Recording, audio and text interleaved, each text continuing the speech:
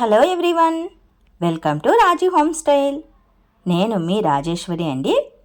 ఈరోజు రాజీ హోమ్ స్టైల్లో స్మూత్గా, సాఫ్ట్గా, స్పాంజీలాగా ఉండే రసగుల్లాలని ఏ విధంగా చేసుకోవాలో ఈరోజు ఈ వీడియోలో చూసేద్దాం. మనం బయట నుంచి స్వీట్ షాప్లలోంచి రసగుల్లాలు తెచ్చుకుంటూ ఉంటాము.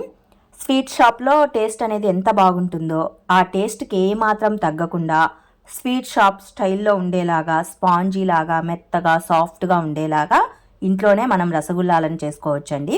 అది ఎలాగో సింపుల్ ప్రాసెస్లో ఈరోజు ఈ వీడియోలో నేను మీకు చూపిస్తాను. ఇక్కడ మీరు వీడియోలో చూస్తుంటేనే మీకు అర్థమైపోతుంది కదా రసగుల్లాలు ఎంత బాగున్నాయో. ఇక లేట్ చేయకుండా వీడియో చూసేద్దామా మరి. రసగుల్లాల కోసం నేను ఇక్కడ గట్టి పాలను, గేదె పాలను 1 లీటర్ మైన తీసుకున్నానండి.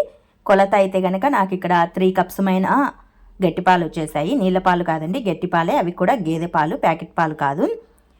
వీటిని ఇప్పుడు మనం స్టవ్ పైన పెట్టేసి పొంగు వచ్చేంత వరకు ఉడికించుకోవాలన్నమాట. పొంగు వచ్చేంత వరకు మనం వాటిని ఉడికించుకోవాలి. ఇలా ఉడుకుతూ ఉన్నప్పుడు మీగడ కట్టకుండా మధ్య మధ్యలో గెరిటతో కలియదిప్పుతూ ఉండండి.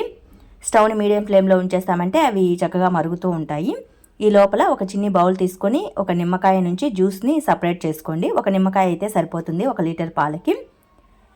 ఈ నిమ్మ జ్యూస్లో మరికొద్దిగా వాటర్ని యాడ్ చేసుకోవాలి. ఇలా యాడ్ చేసుకున్న తర్వాత దీన్ని కొద్దిగా మరుగుతున్న పాలల్లో వేసేసుకోవాలి.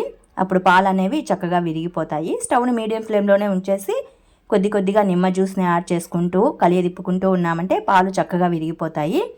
పాలు విరిగిన తర్వాత వచ్చిన పల్పుని మనం రసగుల్లాకి యూజ్ చేసుకుంటామండి. పాలు తొందరగానే విరిగిపోతాయి, ఎక్కువ టైం ఏమీ తీసుకోవు. జస్ట్ ఒక 5 మినిట్స్లోనే పాలు అనేవి విరిగిపోతాయి. ఇలా విరిగిన తర్వాత ఈ పాలని మనం ఫిల్టర్ చేసుకోవాలి. ఇలా క్లాత్ పెట్టేసి ఫిల్టర్ చేసుకున్నామంటే మనకు పల్పు వచ్చేస్తుంది. ఇలా ఫిల్టర్ చేసుకున్న తర్వాత పల్పు పైన కాసిన్ని వాటర్ని వేయండి. ఎందుకంటే నిమ్మ జ్యూస్ పిండాం కదా, కాస్త పులుపు ఉంటుంది. ఇలా వాటర్ వేసామంటే పులుపు అనేది వెళ్ళిపోతుంది. సో కొన్ని వాటర్ని వేసేసి క్లాత్కి 4 చివర్లా పట్టేసుకొని కాస్త గట్టిగా నొక్కేసేయండి. ఏవైనా ఎక్సెస్ వాటర్ ఉంటే కనుక వెళ్ళిపోతాయి అన్నమాట. ఇప్పుడు దీన్ని ఒక ప్లేట్లోకి తీసేసుకొని ఇక్కడ వీడియోలో చూపిస్తున్న విధంగా చేత్తో నొక్కేసేయండి. ఎంత గట్టిగా నొక్కితే ఈ పల్ప్ అనేది మనకు అంత సాఫ్ట్గా అవుతుందన్నమాట. అప్పుడు రసగుల్లాలు అనేవి రౌండ్ షేప్లో చేసినప్పుడు విరిగిపోకుండా ఉంటాయి. సో మనం గట్టిగా చేత్తో ఈ పల్ప్ అనేది బాగా సాఫ్ట్ అయ్యేంత వరకు నొక్కేసేయాలి.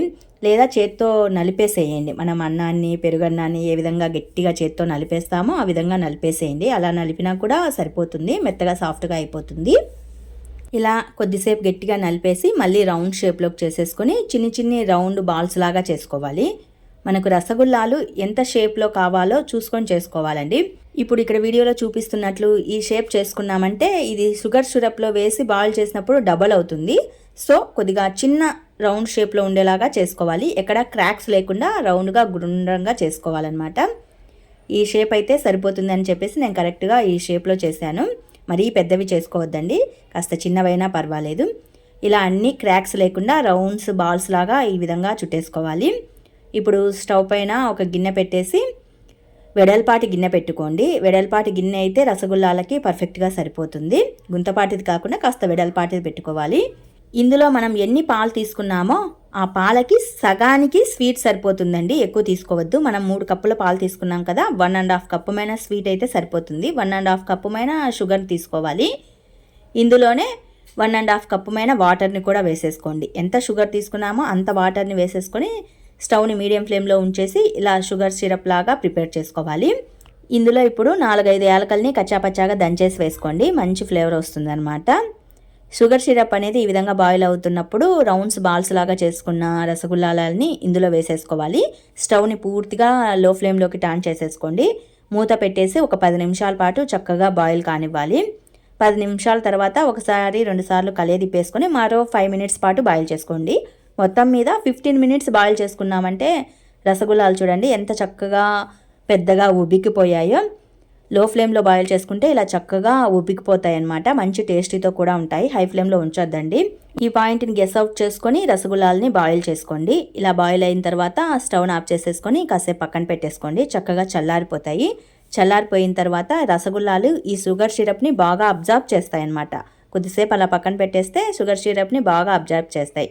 కొద్దిసేపటి తర్వాత చూడండి రసగుల్లాలు ఎంత సాఫ్ట్గా, ముద్దుగా, క్యూట్గా ఉన్నాయో. ఇంతేనండి, స్వీట్ షాప్ టేస్ట్కి ఏమాత్రం తగ్గకుండా సాఫ్ట్గా, స్మూత్గా, స్పాంజీలాగా ఉండే రసగుల్లాల్ని ఇంట్లోనే ప్రిపేర్ చేసుకునే ప్రాసెస్. మరి మీకు ఈ వీడియో నచ్చితే మరికొన్ని ఇలాంటి రెసిపీస్ కోసం డూ సబ్స్క్రైబ్ మై ఛానల్.